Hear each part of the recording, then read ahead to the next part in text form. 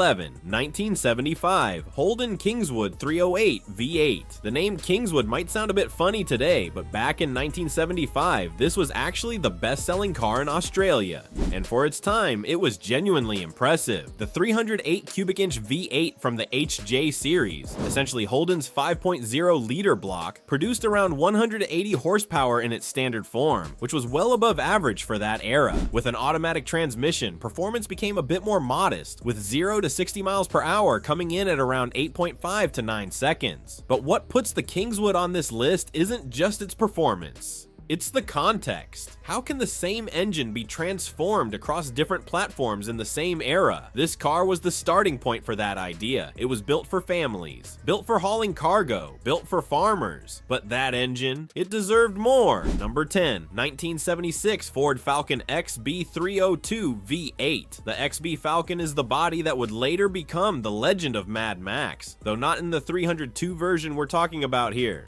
This one is the calmer, more balanced sibling. The 302 cubic inch Cleveland V8, just under 5.0 liters, produced around 175 horsepower. You could get it with either a 4-speed manual or a 3-speed automatic. It could go from 0 to 60 miles per hour in about 8.2 to 8.5 seconds, which was solid performance for its time. But honestly, the XB's body was already a statement on its own. Smooth cylindrical lines, an aggressive front end, and what felt like Australia's first truly confident design language. Every driver who got behind the wheel of one of these felt like a racer, and back then, the 302 became a companion on the road for just about everyone. Number 9. 1977 Holden Terraina LX 5.0 V8. In 1977, the standard 5.0 liter V8 version of the Terraina LX was not the A9X, and that's an important distinction to make, because on this list, the word Terraina can actually mean three completely different cars. The standard LXSL/R5000 came with 240 horsepower and a 4-speed manual. It weighed around 1,150 kilograms, which made it relatively light for its class. 0 to 60 miles per hour took about 8.0 to 8.5 seconds. The suspension was still in a development phase before the L34 improvements, but the car still felt agile and responsive. Unlike the Kingswood, this was built as a performance car. It just hadn't been fully refined yet, and visually, it looked seriously good. Honestly, it's one of my personal favorites. The Terraina sat right in the middle of the intense Bathurst scene, a car that looked ordinary at first glance, but was always ready to step into the spotlight. Number 8. 1974 Ford Falcon XBGT 351. The XBGT was the car that carried Ford's performance legacy after the death of the Phase 4. Under the hood sat the 351 cubic inch Cleveland, pushing out around 300 horsepower, paired with a 4-speed top-loader transmission. Some early production XBGTs even came with the big port Cleveland, and those were just a little bit more powerful. All GT models came standard with front disc brakes, which was a clear step forward compared to earlier GT versions. 0 to 60 miles per hour came in at around 7.8 to 8.2 seconds, and honestly, the design of this car was screaming, "I am a muscle car." It was loved by pretty much everyone, and if you were a young guy back in that era, you definitely wanted one. And here's something iconic. The Black Pursuit Special from the Mad Max was actually an XBGT 351. That gave the car worldwide recognition, but in the context of this list, its role is a bit more humble. It was the one holding the flag for Ford when the Phase 3 was no longer around. In total, 1,950 sedans and 949 coupes were built, and today, finding one is incredibly difficult. Number 7. 1979 Holden Commodore VB 5.0.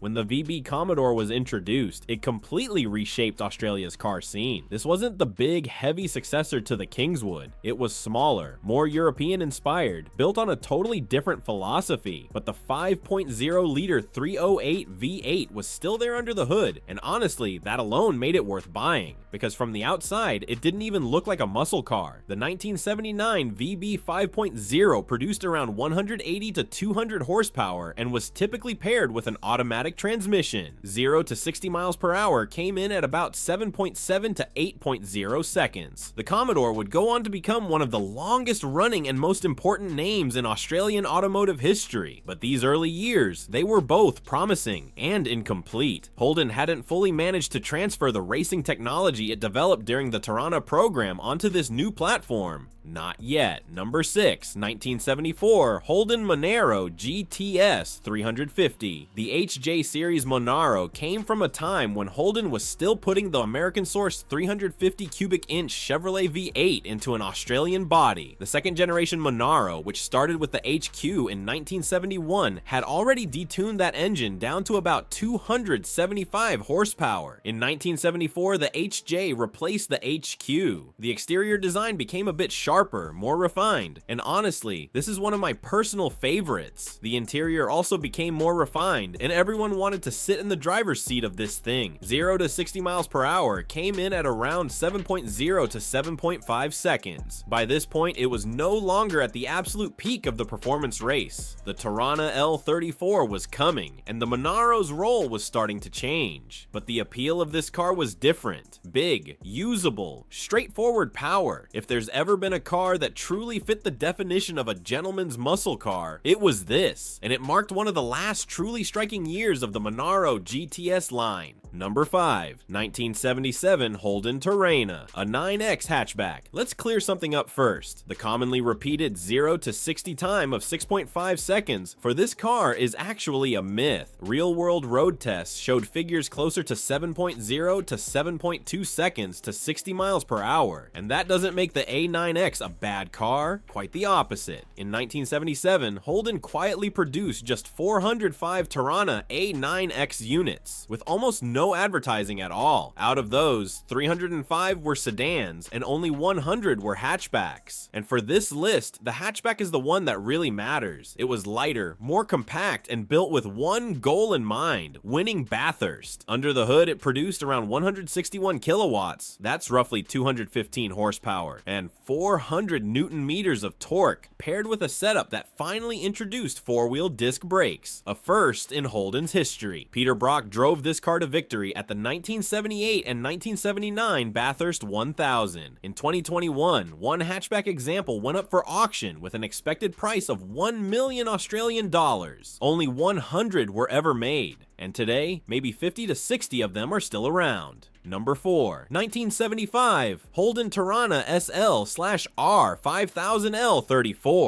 In 1974, Holden built just 263 L34 units and never officially advertised a single one of them. To even buy one, you needed a CAMS racing license. If you didn't have one, you were simply turned away. This wasn't a car built to be sold. It was built to win Bathurst. The L34 engine, developed with help from Repco, took the standard 308 and pushed compression higher, bringing output to around 290 to 310 horsepower. The flared wheel arches gave it one of the boldest looks of any Australian production car of the time. 0 to 60 miles per hour came in at around 6.7 to 7.0 seconds. Peter Brock took this car to victory at the 1975 and 1976 Bathurst 1000. The L34 became one of the most dominant weekend weapons in Australian racing history, and for anyone who's never heard of it, this might be the biggest surprise on this list.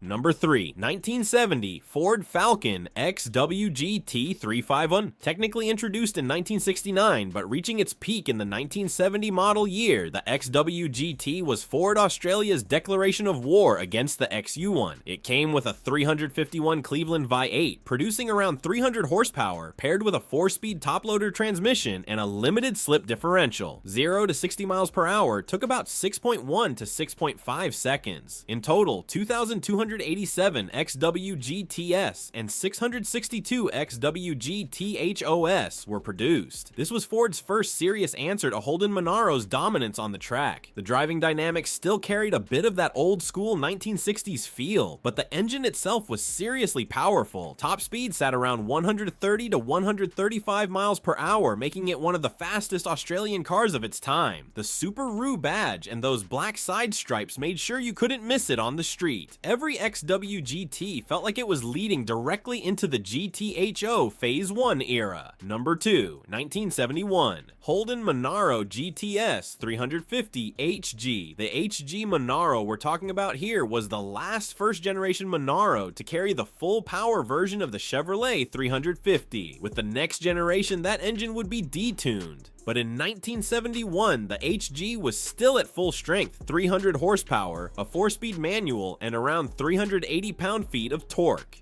The car weighed about 1,300 kilograms. 0 to 60 miles per hour came in at around 6.0 to 6.4 seconds. This car represents one of the purest forms of Australia's backyard muscle car culture. The Monaro name started in 1968, and the 1970 to 71 period was probably the most balanced era of the entire lineup in terms of performance. It didn't always dominate at Bathurst, but on the street, no one could underestimate it. Today, finding a clean HG GTS 350 is becoming harder and harder. Number 1, 1971, Ford Falcon XYG THO Phase 3. First, a quick correction. Earlier, the list mentioned a 1973 Ford Falcon XBG THO Phase 3. That car never existed. The supercar scare in 1972 killed the Phase 4 project. The GTHO Phase 3 belongs exclusively to the 1971 XY Falcon, and only 300 units were ever built. It's estimated that less than half of them still exist today. Under the hood was a 5.8-liter 351 Cleveland paired with a 780 cubic feet per minute Holley carburetor and a cast aluminum intake manifold. In well-tuned examples, real output was actually over 370 horsepower. With the 3.25 to 1 Bathurst differential and a properly prepared engine, it could do 0 to 60 miles per hour in about 6.4 seconds and reach a top speed of 142 miles per hour. That made it the fastest four-door production car in the world at the time. Alan Moffat drove one to victory at the 1971 Bathurst. Today, clean examples have gone well past $1 million Australian dollars.